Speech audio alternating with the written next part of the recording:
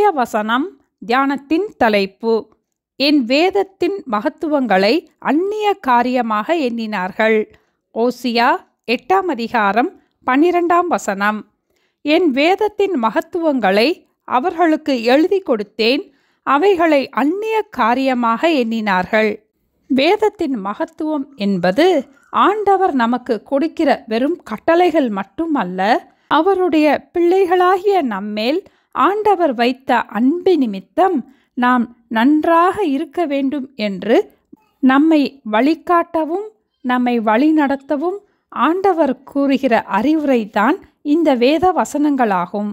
நாம் குடியிருக்க போகிற இடமாகிய பரலோகத்திற்கு நாம் போய் சேருவதற்காகவும் இந்த பூமியிலே நாம் நன்றாக இருப்பதற்காகவும் இயேசு நமக்கு தந்த மேன்வல், அதாவது கையேடுதான் இந்த வேத புத்தகமாகும். அதை நாம் கருத்தாக வாசித்து அதன்படி ஜீவிக்கும் போது நாம் சமாதானமாக சந்தோஷமாக வாழக்கூடிய வழிமுறைகளை அறிந்து கொள்ளலாம்.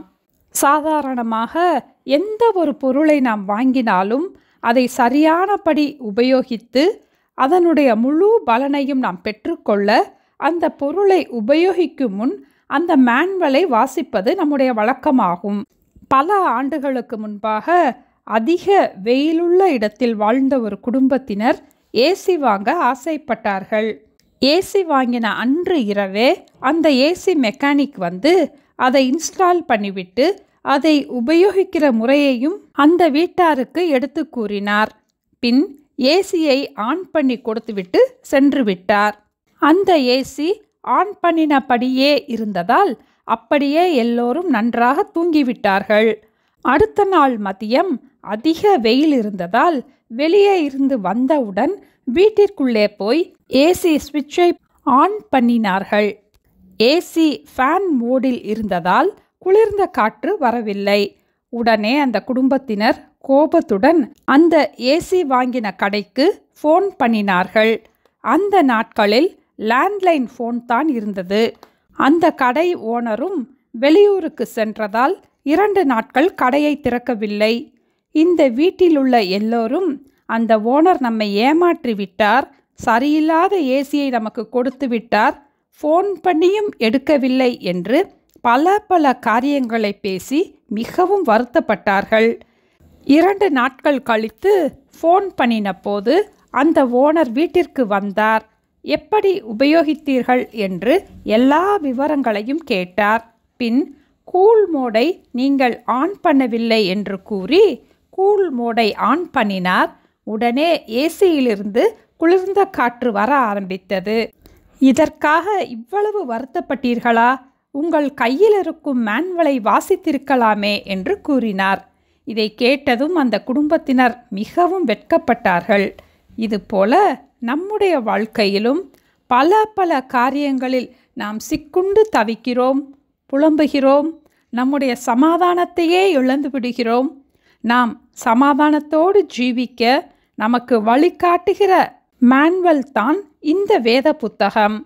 இந்த வேத புத்தகத்தில் எல்லா பிரச்சனைகளுக்கும் பதில் உண்டு. ஒவ்வொரு வசனமும் ஆவியாயும் ஜீவனாயும் இருக்கிறது. வேத வசனத்திற்கு வல்லமை உண்டு. வேத வசனத்திற்கு நம்மை சுகமாக்கும் வல்லமை உண்டு. நம்முடைய பிரச்சனைகளை தீர்க்கும் வல்லமை உண்டு. கொந்தளிக்கிற நம்முடைய மனதை அமைதிப்படுத்தி ஆறுதல் படுத்தும் வல்லமை வேத வசனத்திற்கு உண்டு. நம்முடைய மனதை மறுரூபமாக்கும் வல்லமை வேத வசனத்திற்கு உண்டு. நம்முடைய பிள்ளைகளுக்கு, குடும்பத்தினருக்கு பாதுகாப்பு கொடுக்கக்கூடிய வல்லமை வேத வசனத்தில் உண்டு. ஆகவே வேதத்தை கருத்தாக நாம் வாசிப்போம்.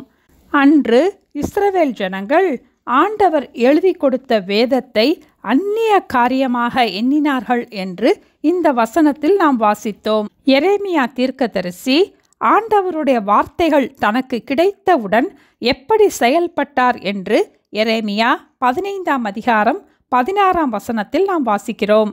உம்முடைய வார்த்தைகள் கிடைத்தவுடனே அவைகளை உட்கொண்டேன்.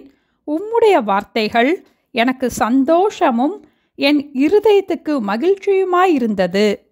நாம் வேத வசனங்களை தினமும் உட்கொள்கிறோமா அல்லது அந்நிய காரியமாக நினைக்கிறோமா என்று நம்மை நாமே நிதானித்து பார்ப்போம். என் வேதத்தின் மகத்துவங்களை அவர்களுக்கு எழுதி கொடுத்தேன், அவைகளை அந்நிய காரியமாக எண்ணினார்கள். ஜெபிப்போமா? எங்களை நேசிக்கிற எங்கள் அன்பின் ஆண்டவரே, எங்களுடைய சொந்த மொழியிலேயே எங்களுக்கு வேத புத்தகத்தை நீங்க தந்திருப்பதற்காக ஸ்தோத்திரம் அப்பா. இத்தனை நாட்களும் நாங்கள் வேதத்தை கருத்தாய் வாசிக்காமல் வேதத்தின் மகத்துவங்களை அறியாமல் போய்விட்டோம் அப்பா.